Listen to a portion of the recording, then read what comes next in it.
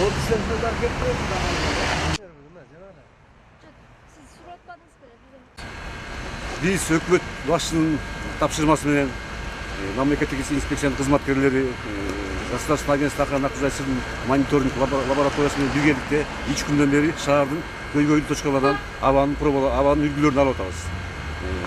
Алган жерлер транспорт тыгынына жакын жерлерден, анан шаарды тегеректеген жан конуштардын точкаларын алып атабыз.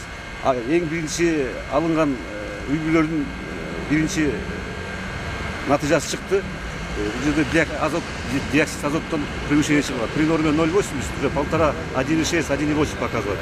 Бул деген абага кыргызылган зыян заттардын көбөйүшүнүн натыйжасы. Мындай мешочектерге пробалар алынат. Булар толтурулгандан кийин обработка болот, мониторинг лабораторияда. Андан кийин жыйынтыгы чыгат. Ушул алынган үлгүлөрдүн жыйынтыгы боюнча баардык